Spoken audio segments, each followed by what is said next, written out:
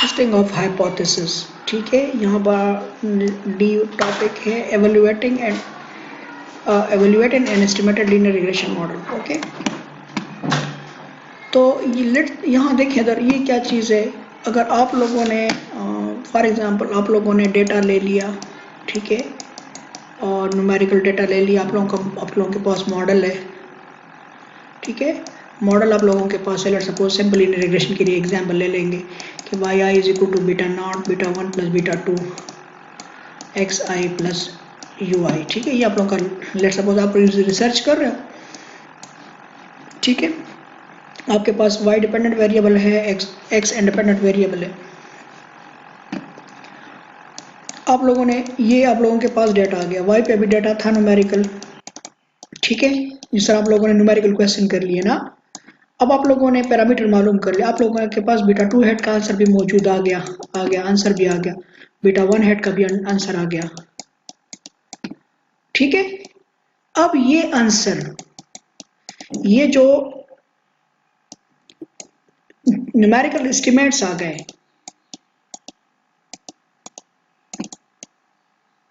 ये जो numerical estimates आ गए इसको न्यूमेरिकल एस्टिमेट्स कहते हैं, ठीक है, न्यूमेरिकल एस्टिमेट्स कहते हैं। जिस तरह हम लोगों ने न्यूमेरिकल क्वेश्चन में किए, न्यूमेरिकल एस्टिमेट्स आ गए, इनके जवाब न्यूमेरिकल जवाब जो आ गए न्यूमेरिकल एस्टिमेट्स उसको कहते हैं।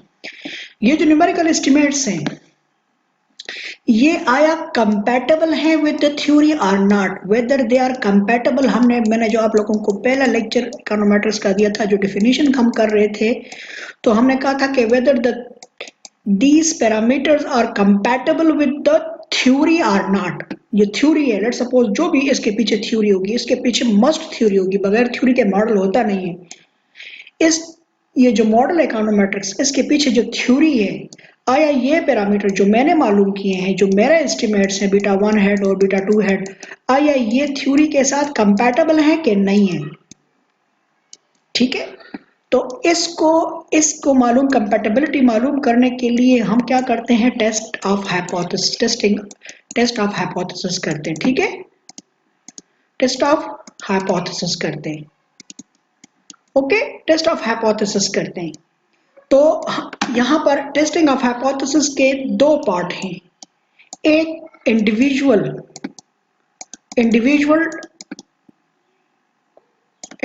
टेस्टिंग ऑफ हाइपोथेसिस है और एक है कंबाइंड या इसको हम कहते हैं ओवरऑल। इसके दो टाइप्स हैं, टेस्टिंग ऑफ हाइपोथेसिस के दो टाइप्स हैं, एक को हम कहते हैं इंडिविजुअल टेस्टिंग ऑफ हाइपोथेसिस, एक को हम कहते हैं कंबाइंड या ओवरऑल टेस्टिंग ऑफ हाइपोथेसिस, ठीक है। तो पहले हम इंडिविजुअल पे बात करेंगे, फिर ओवरऑल पे कर लेंगे ना। अच्छा, इंडिविजुअल टेस्ट ऑफ हाइपोथेसिस में पहले इसके स्टेप्स हैं, steps in testing of hypothesis. और ये स्टेप्स आप लोगों ने पढ़े हुए हैं स्टैटिस्टिक्स में, ठीक है। ये हाइपोथेसिस आप लोगों ने 4th सेमेस्टर में पढ़े होंगे, अगर सारे माद ने पढ़ाए हों आप लोगों को, ठीक है। तो ये यहाँ पर 1 2 3 4 से स्टेप्स होते हैं, 6। फर्स्ट स्टेप है हाइपोथेसिस। क्या होते हैं फर्स्ट स्टेप, क्या होते हैं, हाइपोथेसिस। हाइपोथेसिस क्या होंगे, फर्स्ट स्टेप में हाइपोथेसिस हम लेंगे कि जी H0 हमारा हाइपोथेसिस में एक नल हाइपोथेसिस होता है, एक अल्टरनेटिव हाइपोथेसिस होता है। H0 में हम लेंगे कि हमारा पॉपुलेशन पैरामीटर बीटा 2 0 है। H1 होगा कि नहीं जी ये 0 नहीं है, ठीक है, 0 नहीं है। हो सकता है कि ये ग्रेटर का भी आ सकता है कि ये ग्रेटर देन 0 है या लेस देन 0 है, ये इसके 3 टाइप्स हो सकती हैं कि जी ये 0 नहीं है, ये पॉजिटिव है, ये नेगेटिव है। नल हाइपोथेसिस और अल्टरनेटिव हाइपोथेसिस क्या होते हैं, नल का मतलब होता है, नल हाइपोथेसिस का ये पैरामीटर 0 है, इसका कोई इफेक्ट नहीं है मॉडल पे, क्योंकि मॉडल देखें, मॉडल में अगर बीटा 2x प्लस यू आई, अगर ये बीटा 2 0 हो गया, इधर 0 हो गया, तो इसका मतलब है कि इसका इफेक्ट नहीं है वाई पे, ये एक्स ऐसे ऐसे हमने लिखा हुआ है। तो इसको हम कहते हैं इनसिग्निफिकेंट। क्या कहते हैं इसको? कि beta 2 is insignificant. Beta 2 significant नहीं है, इसका इफेक्ट वाई पे सिग्निफिकेंट नहीं है, इसको हम कहते हैं इनसिग्निफिकेंट इफेक्ट। तो जब बीटा क्या कहते हैं? इनसिग्निफिकेंट। ओके, इसको हम कहते हैं इनसिग्निफिकेंट। ओके ना, ठीक है। बीटा 2 इज इक्वल टू 0 का मतलब होता है कि beta 2 is not equal to 0 का मतलब कि ये 0 नहीं है, इसका कोई न्यूमेरिकल वैल्यू है। ठीक है, जब न्यूमेरिकल वैल्यू जिसको हम कहते हैं सिग्निफिकेंट है, सिग्निफिकेंट। और याद रखो we are interested in beta 1। अगर हमारा बीटा 1 एक्सेप्ट हो जाता है तो हम कहते हैं हमारा टेस्ट ठीक है, हमारा पैरामीटर ठीक है। ठीक है, और अगर हमारे एच नॉट एक्सेप्ट हो गया तो इसका मतलब है कि हमारा टेस्ट इनसिग्निफिकेंट है। ठीक है, तो दो किस्म हमारे पास हाइपोथेसिस होते हैं, null hypothesis and alternative hypothesis. Null hypothesis में हम लिखते हैं कि हमारा पैरामीटर स्लोप पैरामीटर 0 है, तो जब 0 है इसका मतलब है कि ये इनसिग्निफिकेंट है, ये y को अफेक्ट नहीं कर रहा। और जब हम लिखते हैं कि ये सिग्निफिकेंट है तो इसका मतलब है नॉट इक्वल टू 0 या ग्रेटर या लेस देन आ गया तो इसका मतलब है कि सिग्निफिकेंट है। अब याद रखो हमें नहीं पता कि ये ठीक है कि ये ठीक है, ये हम जब 6 स्टेप कंप्लीट कर लेंगे तो हमें पता चल जाएगा कि जी ये बात है कि ये बात है। ओके, ठीक है, ये तो स्लोप पैरामीटर के बारे में हो गया। इसी तरह दूसरा हाइपोथेसिस अगर हम इंटरसेप्ट के लिए करना चाहते हैं तो मैं लिखूंगा कि जी beta 1 is equal to 0। Beta 1 is equal to 0, ये जी नो इंटरसेप्ट, कि जी इस रिग्रेशन में इंटरसेप्ट नहीं है, इस रिग्रेशन में इंटरसेप्ट नहीं है, नो इंटरसेप्ट। ठीक है ना, जब ये 0 के तो इंटरसेप्ट नहीं होगा जी, हम कहेंगे जी beta 1 is not equal to 0, जी 0 के बराबर नहीं है, सिग्निफिकेंट है, कोई ना कोई इसका आंसर आ रहा है कि इंटरसेप्ट मौजूद है। ठीक है, तो ये हाइपोथेसिस दो हाइपोथेसिस हो जाएंगे। तो हम जब भी लिखते हैं हाइपोथेसिस तो इसके दो स्टेप्स होंगे। ठीक है, alternative null hypothesis and alternative hypothesis. ठीक है, second step level of significance हम लिखेंगे। क्या लिखेंगे? Level of significance. ठीक है, लेवल ऑफ सिग्निफिकेंस। सेकंड पे क्या है? Level of significance alpha. Alpha alpha क्या है? It is the probability of type first error. It is the probability of type first error. Type first error क्या होता है? टाइप फर्स्ट एरर ये होता है कि एच नॉट ट्रू हो, एच नॉट ट्रू हो, ठीक है, एच नॉट सही हो एंड वी रिजेक्ट इट। हम एच नॉट ट्रू हो, सही हो, हम उसको रिजेक्ट कर दें, उसकी प्रोबेबिलिटी को अल्फा कहते हैं। क्या कहते हैं? अल्फा। तो ये प्रोबेबिलिटी यूजुअली 0.05 लेते हैं, 0.01 लेते हैं और 10% 0.1 लेते हैं। तीन हम अल्फा लेते हैं, 0.05 5% प्रोबेबिलिटी, 1% 0% 1% प्रोबेबिलिटी, ठीक है, हो गए, और 10% प्रोबेबिलिटी 0.1 हो जाएगा। तो usually level of significance second पे हम क्या लेते हैं? लेवल ऑफ सिग्निफिकेंस लेते हैं। ठीक है, थर्ड नंबर पे हम लेते हैं टेस्ट स्टैटिस्टिक। टेस्ट स्टैटिस्टिक जी कौन सा फार्मूला हम यूज करेंगे? टेस्ट स्टैटिस्टिक्स, स्टैटिस्टिक इसके साथ एस नहीं है। तो टेस्ट स्टैटिस्टिक जो हम यूज करते हैं यूजुअली हमारे इकोनोमेट्रिक्स में टी टेस्ट यूज होता है। कौन सा टेस्ट यूज होता है? T test.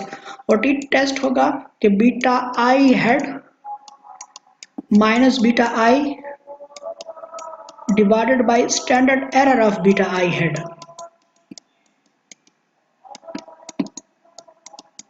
क्या? Beta I head minus beta I divide by standard error of beta I head. हजार होने दो। अच्छा, इस आई का मतलब क्या है? जब हम करेंगे स्लोप पैरामीटर के लिए तो यहाँ पर आई की जगह मैं 2 लिखूंगा। ठीक है, 2 लिखूंगा, यानी beta two head minus beta 2 divide by beta 2। ठीक है, और अगर मैं स्लोप के लिए करूंगा, इंटरसेप्ट के लिए करूंगा तो मैं फिर लिखूंगा बीटा 1 1 1 लिखूंगा। ठीक है, ओके। यूजुअली जब आप लोग लेते हो ना ऊपर यहाँ पर लेते हो हाइपोथेसिस में कि beta I is equal to 0 या बीटा 1 इज इक्वल टू 0 या बीटा 2 इज इक्वल टू 0, जब हम 0 ले लेते हैं तो स्टैटिस्टिक फिर हमारा लिए आ जाता है बीटा आई हेड माइनस, क्योंकि वो जीरो हो जाता है, ये वैल्यू क्या हो जाती है, ये जीरो हो जाती है ना, ऊपर जीरो हमने लिए तो ये जीरो हो जाती है, तो डायरेक्ट हम लिख लेते हैं beta I head divide by standard error of beta I head. ठीक है, ये चूंकि जीरो था तो डायरेक्ट लिख लेते हैं beta I hat is divide by standard error of beta I hat. Usually distribution जो है it is normally distributed with mean, ठीक है, विद मीन जो होगा with zero mean and constant variance. ठीक है, it is normal distributed with zero mean and constant variance. ठीक है, अच्छा यहाँ पर फिर हम चले जाते हैं फोर में, हम कम कैलकुलेशंस करते हैं। फोर में हम क्या करते हैं, कैलकुलेशन करते हैं। क्या कैलकुलेशन करते हैं, कैलकुलेशन ये होती है कि जी आप लोगों ने बीटा आई हेड कैलकुलेट करना है, बीटा आई हेड 1 2 जितने भी हैं और उनके स्टैंडर्ड एरर कैलकुलेट करने हैं। क्या कैलकुलेट करने हैं, बीटा आई हेड कैलकुलेट करोगे और स्टैंडर्ड एरर न्यूमेरिकल एस्टिमेट मालूम करोगे, बीटा आई हेड का जवाब मालूम करोगे, numerical standard error of beta I head मालूम करोगे, और फिर ठीक है, फिर मैं क्या कर लूंगा, टी कैलकुलेट कर लूंगा, टी कैलकुलेट कर लूंगा, स्लोप के लिए भी टी कैलकुलेट टी कैलकुलेट कर लें, किसके लिए, फॉर बीटा टू हेड के लिए भी कैलकुलेट कर लूंगा, ठीक है, और इंटरसेप्ट के लिए भी कर लूंगा, ठीक है, इंटरसेप्ट के लिए भी कर लूंगा। ओके, और किसके लिए कर लूंगा, यहाँ पर, ठीक है। अच्छा, अगर मल्टीपल रिग्रेशन लाइन होगी, अगर मल्टीपल भी होगी तो मल्टीपल में भी यहाँ पर मैं यहाँ पर मल्टीपल भी यूज कर सकता हूँ, ठीक है, तो मल्टीपल में भी ये एक ही चीज है, तो फिर मैं यहाँ पर अगर दूसरा बीटा थ्री हेड होगा उसके लिए भी टी कैलकुलेट कर लूंगा, बीटा फोर के लिए भी जितने भी होंगे इंडिविजुअल सबके लिए कैलकुलेट कर लूंगा टी। ओके, अगर मल्टीपल भी है तो उसके लिए मैं कैलकुलेट कर लूंगा beta one beta two beta three सबके लिए कैलकुलेट कर लूंगा टी। ओके, जब ये कैलकुलेट हो गए, ठीक है, तो नेक्स्ट स्टेप मेरा क्या होगा, फिफ्थ क्रिटिकल रीजन। ठीक है, क्रिटिकल रीजन, तो क्रिटिकल रीजन जो है तो उसके लिए हम नॉर्मल कर्व बनाते हैं। ठीक है, अगर मेरे पास ये नॉट इक्वल टू जीरो है, अल्टरनेटिव हाइपोथेसिस में लिया है मैंने लिया है कि beta I is not equal to zero, तो फिर मेरे पास टेस्ट जो है वो टू टेल टेस्ट बन जाएगा। ठीक है, टू टेल टेस्ट हो जाएगा, और यहाँ टी अल्फा बाई टू और यहाँ टी होगा माइनस अल्फा बाई टू, ये हम क्रिटिकल रीजन हो जाते हैं। तो मैं लिखूंगा इस रीजन में मैं लिखूंगा रिजेक्ट एच नॉट, ठीक है, एच नॉट को मैं रिजेक्ट कर लूंगा, यहाँ पर भी अगर मेरी वैल्यू आती है तो H not reject H not हो जाएगा, ठीक है, अगर इस वैल्यू में आता है तो एक्सेप्ट एच नॉट हो जाएगा। ठीक है, अब इसके लिए क्या करते हैं, हम इस तरह लिखता हूं कि एफ रिजेक्ट, मैं लिखूंगा reject H not F T calculated absolute, T calculated is greater than T tabulated. क्या मतलब, अगर कैलकुलेटेड वैल्यू टी जो मैंने कैलकुलेट की अगर ये ज्यादा हो गई एब्सोल्यूट वैल्यू में, क्या एब्सोल्यूट वैल्यू में, टेबुलेटेड वैल्यू में, और टेबल की वैल्यू हम क्या देखते हैं, alpha by two with nu degree of freedom, और न्यू जो होता है N minus K degree of freedom होता है, न्यू किसके बराबर होता है, N minus K degree of freedom. ठीक है ना, okay, T is equal to nu क्या होता है, ठीक है, is greater than T alpha T calculated. अब अगर कल ये जब ये कर लोगे क्रिटिकल रीजन बना दोगे, अब डिसीजन लेना है, डिसीजन डिसीजन क्या लेंगे, अगर मेरा टी कैलकुलेटेड ज्यादा हो गया टी टेबुलेटेड से तो मैं लिखूंगा decision will be made on the basis of critical region. क्या, decision will be made on the basis of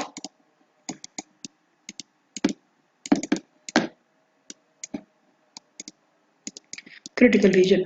तो क्रिटिकल रीजन के लिए हम लिखेंगे कि जी हमारा बीटा आई हेड एक्सेप्ट हो रहा है कि रिजेक्ट हो रहा है। अगर एच नॉट एच वन हमारा एक्सेप्ट हो गया, एच नॉट रिजेक्ट हो गया, if we reject H not, if we reject H not, अगर हमने एच नॉट को रिजेक्ट कर दिया तो ठीक है, हम उस पार्टिकुलर पैरामीटर के लिए हम कहेंगे कि ये सिग्निफिकेंट है। अच्छा याद रखो एक लास्ट थिंग इसमें, लेट सपोज मेरे पास पैरामीटर है beta two head beta 3 head, ठीक है, बीटा 4 हेड लेट्स सपोज, और बीटा 1 हेड।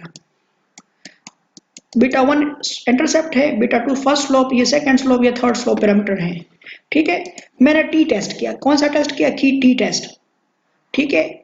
ये एच नॉट रिजेक्ट होता है, इसमें रिजेक्ट हो जाता है, रिजेक्ट एच नॉट, इसमें रिजेक्ट हो जाता है, इसमें रिजेक्ट हो जाता है, इसमें नहीं रिजेक्ट होता, इसमें रिजेक्ट नहीं होता, ठीक है। अब इसका मतलब क्या है, ठीक है, इसका मतलब ये है कि इंडिविजुअली मैं कहूंगा कि जी इंडिविजुअली बात करनी है। अच्छा, आप लिखोगे जब इसके लिए ये रिजल्ट आता है तो आप लिखोगे कि जी beta 2 is insignificant, beta 2 is significant, मैं लिखूंगा बीटा 2 इज सिग्निफिकेंट, ठीक है। Beta 3 is significant and beta 4 is insignificant, क्या लिखूंगा, beta 4 is insignificant and there is intercept, ये भी सिग्निफिकेंट है, ठीक है। सिग्निफिकेंट सिग्निफिकेंट सिग्निफिकेंट इनसिग्निफिकेंट, ये इंडिविजुअल बात है। अच्छा, अब इंडिविजुअल मैं कहता हूँ कि जी सिर्फ मैं बीटा 2 की बात कर रहा हूँ, यहाँ पर सिर्फ बीटा 3 की बात कर रहा हूँ कि बीटा 3 सिग्निफिकेंट है, बीटा 2 सिग्निफिकेंट है, बीटा 4 इनसिग्निफिकेंट है, ठीक है। तो ये यहाँ पर क्या आ गया, इसको हम कहते हैं इंडिविजुअल टेस्ट ऑफ हाइपोथेसिस, ठीक है। अभी न्यूमेरिकल क्वेश्चन करेंगे और न्यूमेरिकल क्वेश्चन के बाद मैं आपको बताऊंगा कि क्या करना है, ठीक है, सिग्निफिकेंट हो रहे हैं नहीं हो रहे हैं एक्सेट्रा, ओके।